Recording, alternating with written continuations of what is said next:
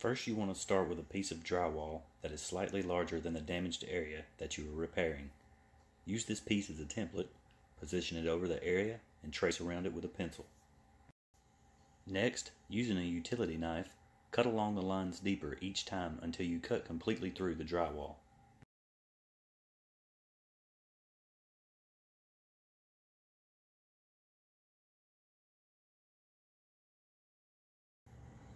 You could also use a drywall saw or oscillating tool for this step, but I find that the utility knife is more precise and creates less mess.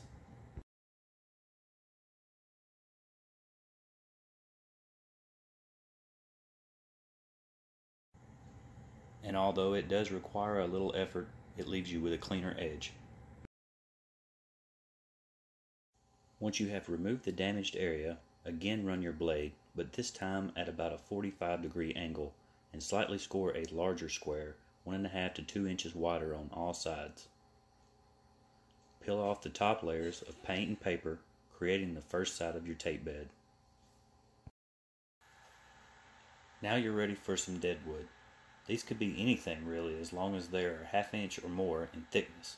2x4s, an old piece of trim. Just make sure that they're longer than the hole you cut.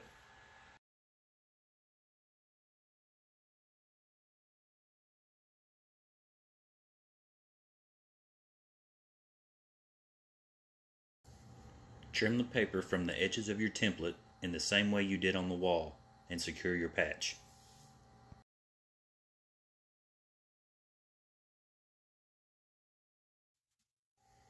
It's time to mix your mud. Quick set with a 20-minute set time is what I use for the video. With your 6-inch knife, fill any gaps before applying the joint tape.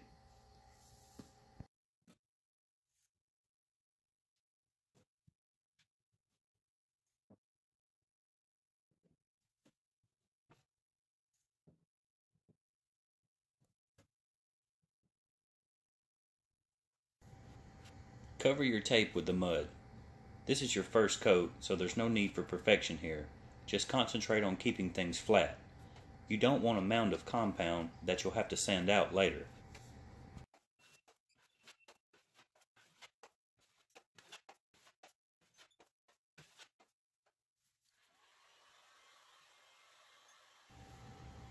Take your heat gun and begin to dry this just long enough for it to firm, and then apply your next coat.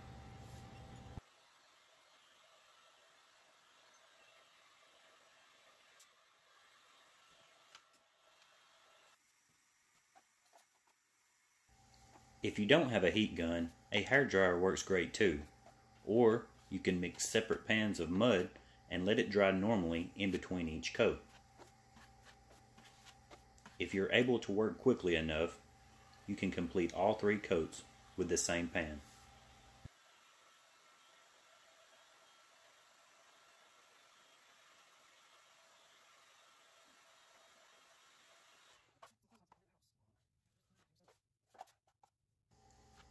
After your final coat, and before sanding, you'll want to take a little more time to dry the area.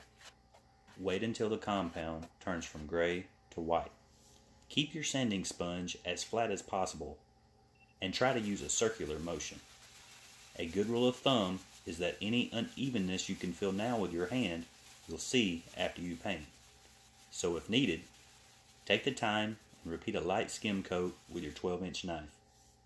Liberally apply the first coat of paint to the repaired area only. Careful not to extend onto the original paint. This paint will soak in to the new mud and dry quickly. Now you can widen out your paint pattern and paint beyond the boundaries of the repair area. Be sure to let the paint dry completely before any additional coats.